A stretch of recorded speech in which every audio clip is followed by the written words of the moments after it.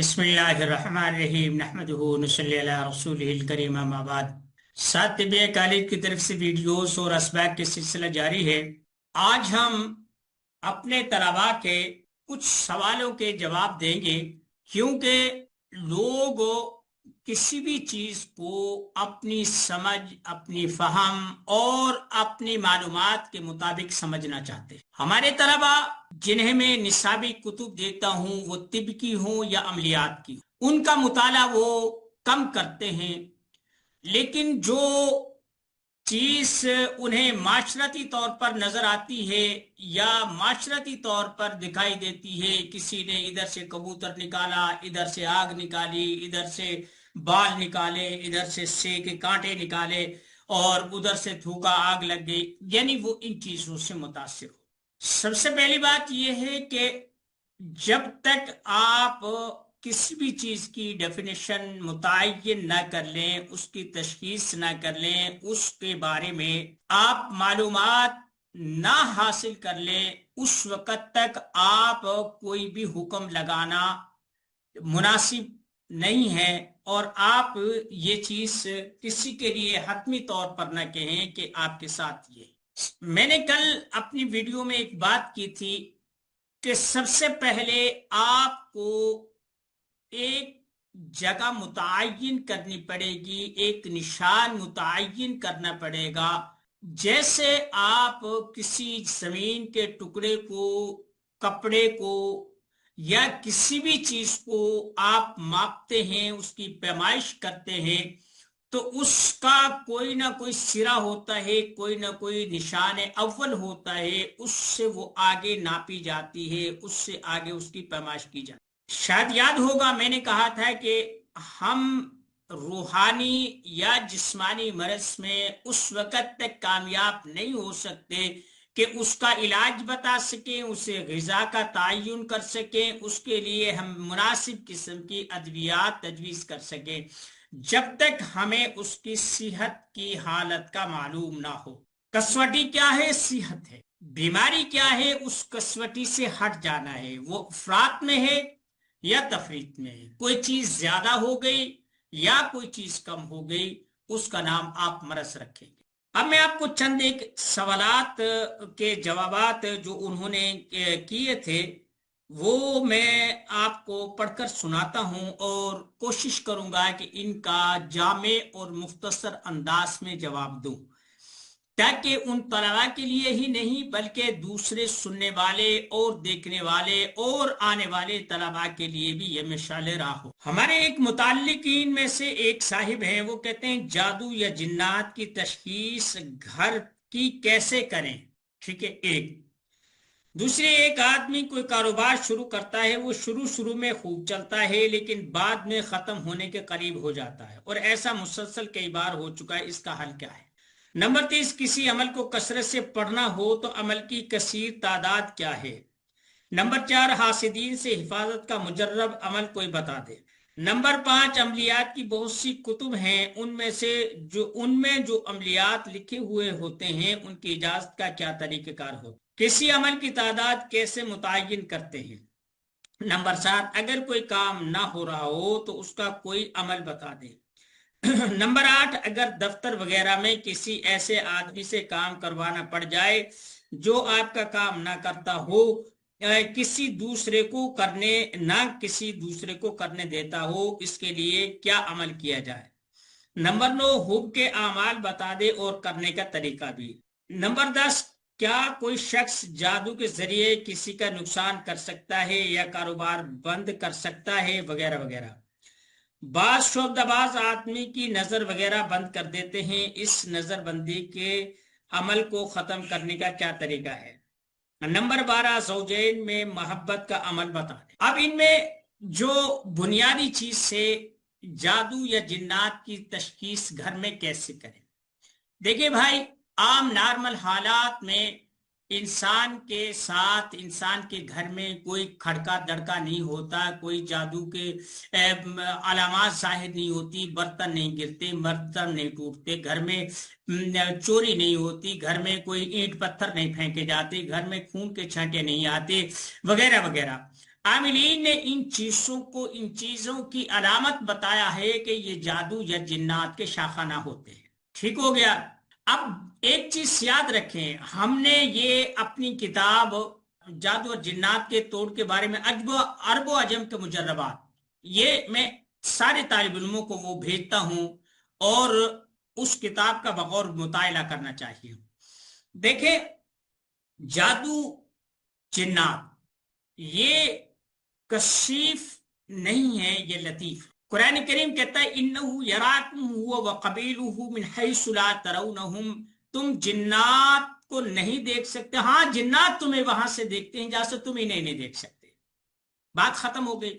اگر کوئی عامل کہتا ہے میرے پاس جادو ہے، جنات ہیں، میرے پاس موکلات ہے، میرے پاس ہمزاد ہے، دوسرا تیسرا ہے، اب اس کی دیکھنے کی دو صورتیں، یا تو آنکھوں میں اتنی لطافت پیدا ہو جائے کہ ان لطیف اجسام کو وہ مجسم دیکھ سکے، دوسری صورت یہ ہے کہ وہ لطیف اجسام جو ہیں وہ متشکل ہو جائیں، کسی مادی شکل میں آ جائیں، کسی کا روپ دھار لیں، کوئی آدمی کی شکل، کوئی عورت کی شکل، کسی گدھے کی، کسی جانور کی، کسی سانپ کی، کسی بھی چیز کی وہ شکل مادی صورت اختیار کر جائے تو اس سے عامل ہی نہیں کوئی بھی آدمی دیکھ سکتا ہے۔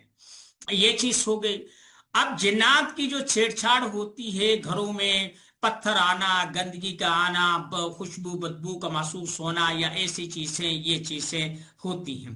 آج کل جو قدرتی طور پر جنات مسلط ہوتے ہیں، میرے 35 سالہ 36 سالہ کیریئر میں ایسے بہت کبھی کبھی سالوں میں ایک آدھ کوئی کیس آتا ہے، باقی عمومی طور پر جو جنات یا جادو یا جو چیز گھروں میں غیر طبی عوامل پیش آتے ہیں، یہ بنیادی طور پر یہ جادو اور انسانی کارستانی کا شاخانہ ہوتا ہے۔ ٹھیک ہو گیا۔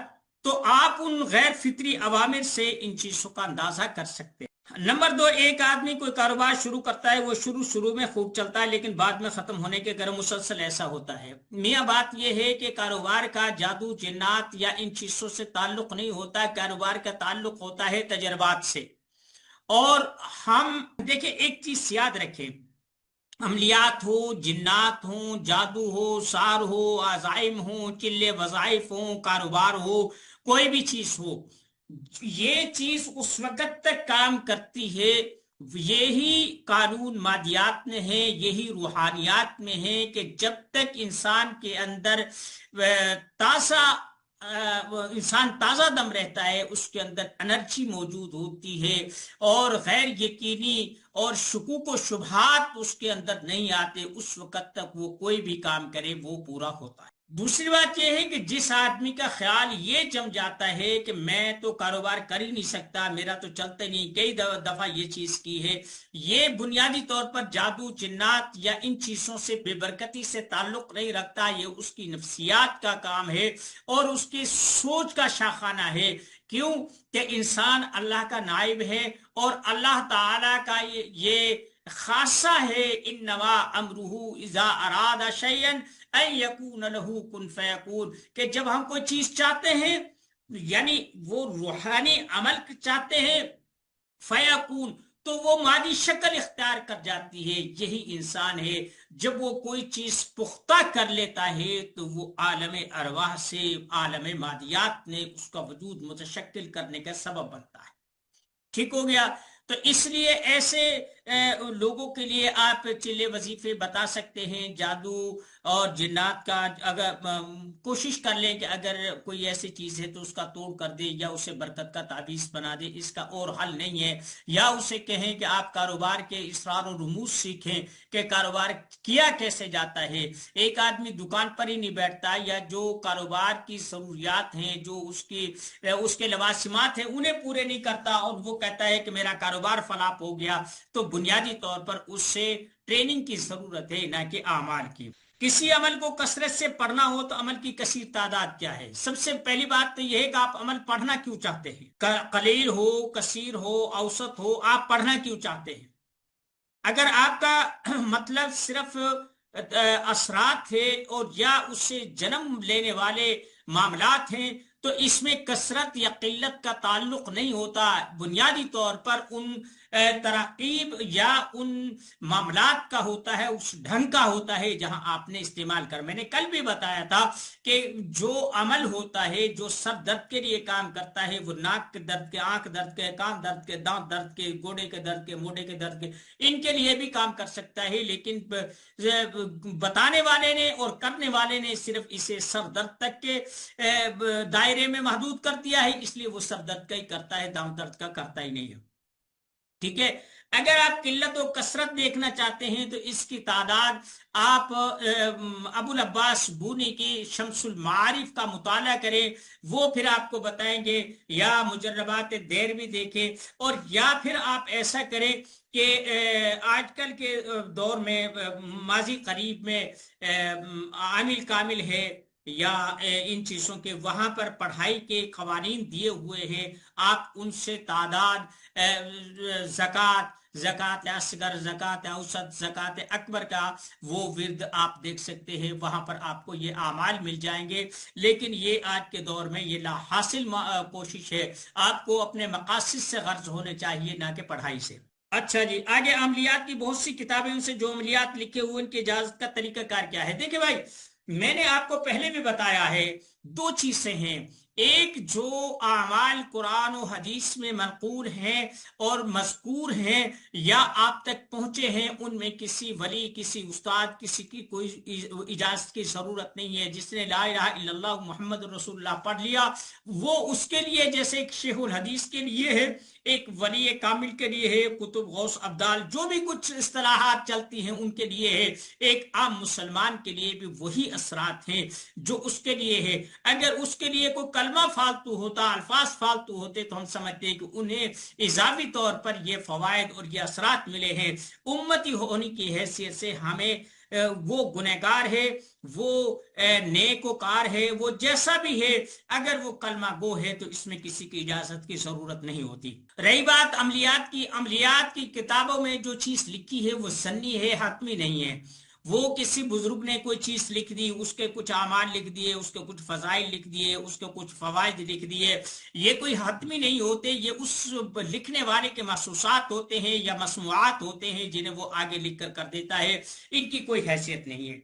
इजाजत की असल जो गर्जो गायत है वो ये है कि आपने कोई अमल पढ़ा, आपकी समझ में ना आया, आपने कोई चीज कोई अमल तरतीब दिया, आपकी समझ में ना आया, तो आपने फिर ऐसा किया कि उस उस्ताद से राब्ता किया और उससे वो हकायक, वो मारिफ और वो गवामिज सीखे या समझे, जो आपको उस अमल या उस जो चिल्ला वजीफा था वो नहीं आया, तो आपने उससे वो समझा, सीखा, वो गवामिस, वो रुमूस, वो वाक़िए जो उसमें जिनकी वजाहत नहीं थी, तो ये तो एक इजाजत है। ये अमलियात ही नहीं, ये दुनिया के किसी भी हुनर और फन में होता है। आप एक छोटा सा मोबाइल लें, कोई घड़ी ले लें, कोई कुछ भी ले लें, आप डाटा केबल ले लें, उस पर भी हिदायत लिखी होती हैं कि इसको इतने वोल्टेज पर चलाएं, इतनी इनपुट है, इतनी आउटपुट है, इसका इतना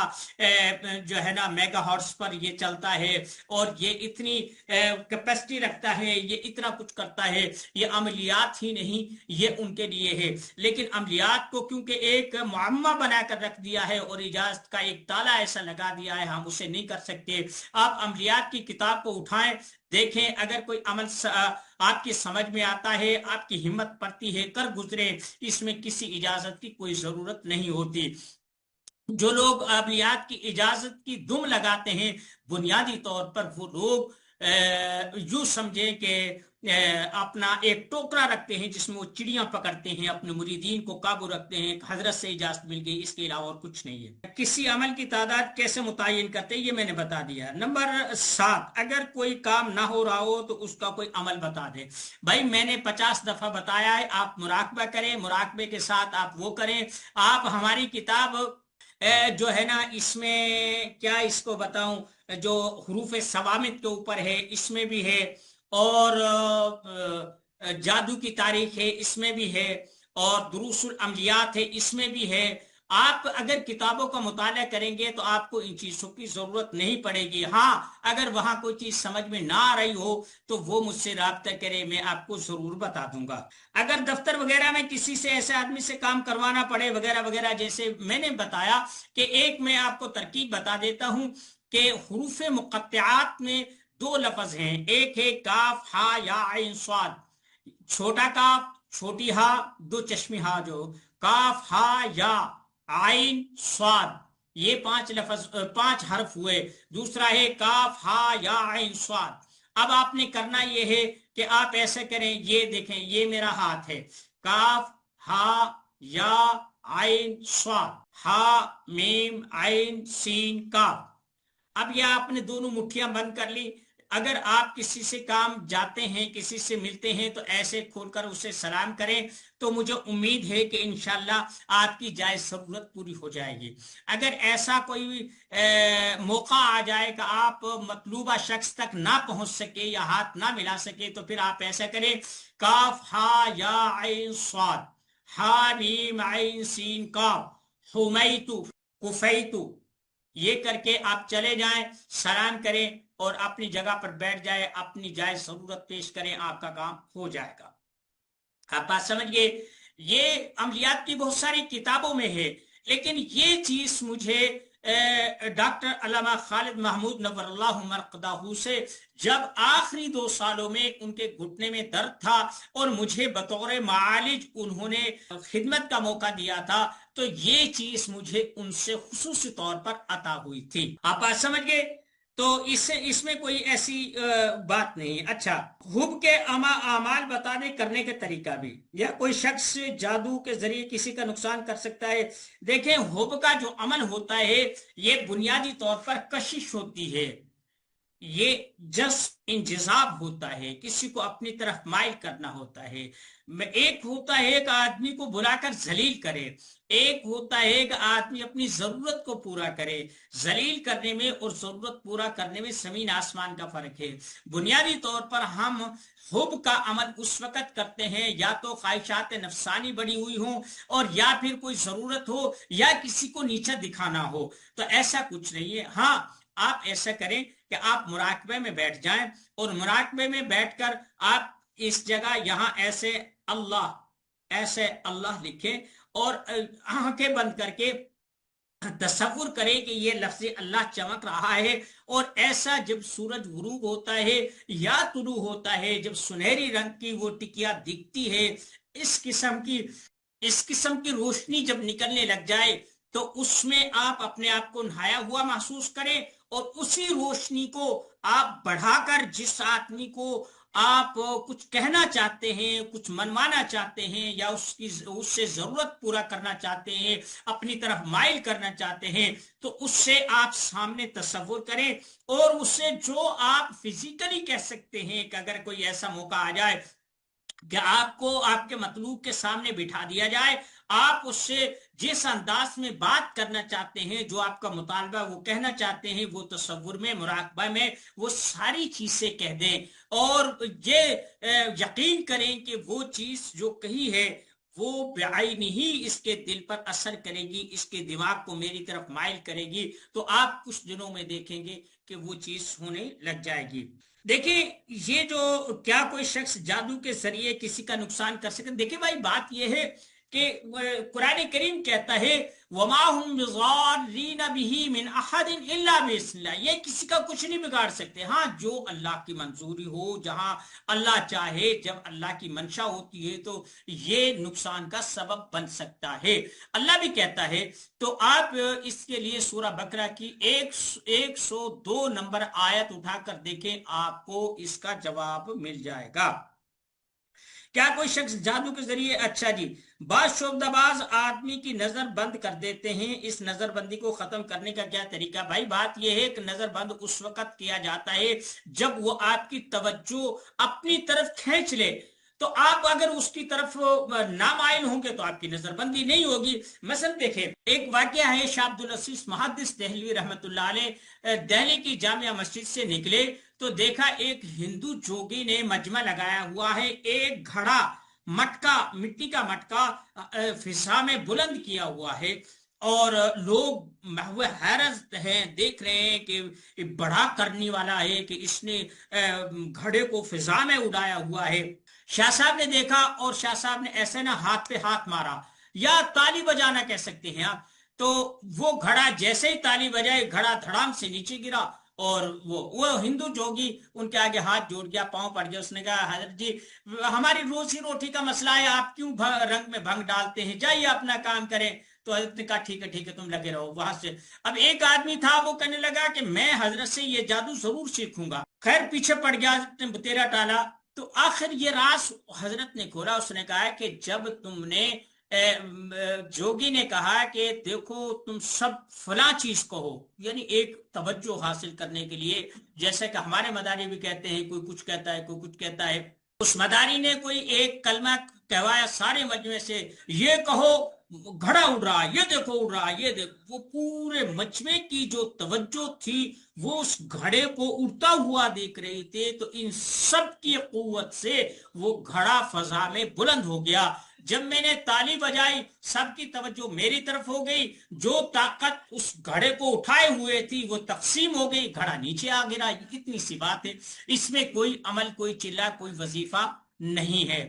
اب مجھے امید ہے کہ آپ لوگ جو آپ نے 12 سوال کیا ہے، دوسری بات یہ ہے کہ 12واں زوجین میں محبت کا عمل بتانے۔ دیکھیں بات یہ ہے کہ آپ صرف حب و بغض کے اعمال بہت سارے ہیں، مثلا فمن یعمل مثقال ذرۃ خیرا یرا ومن یعمل مثقال ذرۃ شرا یرا، یہ بھی ہے، وانه لحب الخیر لشدید، یہ بھی ہے، قد شغفها حبا، یہ بھی ہے۔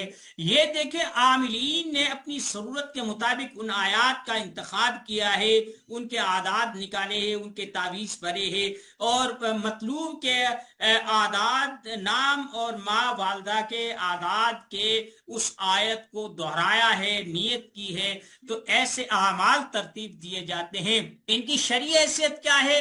سچی بات یہ ہے کہ قرآن و حدیث میں اس کا کوئی ذکر نہیں ہے، یہ ہم اور آپ جیسوں نے ترتیب دیے ہیں۔ اگر کسی نے 200 سال 400 سال پہلے، 1000 سال پہلے کوئی عمل ترتیب دے دیا تو شرعی طور پر وہ کوئی حجت نہیں ہے، وہ بھی ہمارے جیسے ہی تھے۔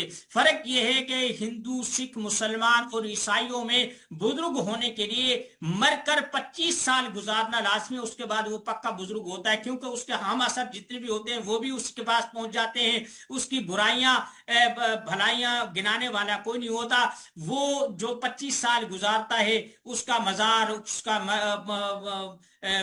مقبرہ یا اس کی گدی یا اس کا حجرہ جو ہے وہ تبرک کے طور پر پوجنا شروع کیا جاتا ہے، اور ایک نسل ایسی آتی ہے، آپ اس چیز کے لیے سورہ نوح اٹھا کر دیکھتے ہیں کہ وہاں ود، سعا، یعوش، یغوث، نصر، یہ 5 بزرگ تھے، بہترین قسم کے لوگ تھے، ولی تھے، لیکن وہی یادگیری کے طور پر یہ کرتے کرتے کرتے ایک وقت آیا کہ یہ معبود ٹھہرے، ان کے بت تراش لیے گئے، اور قرآن کریم نے اس کو بطور ضلالت کے پیش کیا۔ خیر یہ چیزیں تھیں۔ اب میں کچھ ان کے متعلقہ اور بھی اسباق میں بتاؤں گا۔ یہ 12 چیزیں تھیں جو مجھ سے سوال کی گئی، ان کا میں نے آپ کو جواب دے دیا ہے۔ اگر آپ ان کی روشنی میں کتابیں پڑھیں گے، بالخصوص میری کتابیں اگر آپ مطالعہ کریں گے، تو میری ان باتوں سے ان کو تطابق دے کر ایک مطابقت پیدا کرے، جہاں آپ کو الجھن ہو وہ آپ پوچھ سکتے ہیں۔ میں یہ نہیں کہتا کہ میری کتابیں الہام شدہ ہیں یا میری کتابیں حرف آخری، نہیں، میرا بھی اجتہاد ہے، میرا بھی ایک تجربہ ہے، میرے بھی مشاہدات ہیں، ان کی روشنی میں نے یہ تحریریں لکھی ہیں۔ اب میں نے آج سے تقریباً 20-22 سال پہلے جب جادو کی تاریخ لکھی تھی، اس کے بعد بہت ساری عملیاتی کتابیں لکھی ہیں، جادو جنات پر لکھی ہیں، اور وظائف پر لکھی ہیں، بہت ساری چیزیں جو اس میں لکھی تھی۔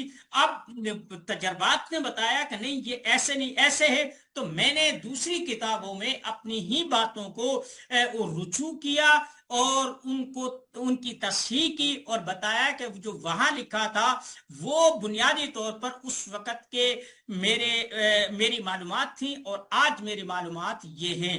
تو اس لیے یہ تجربات چلتے رہتے ہیں، हमारे भी चलते हैं, आने वाले लोगों के लिए भी चलते हैं, और ये नस्ल दर नस्ल चलते ही रहेंगे। वमा अलैना इल्लल बलागुल मुबीन।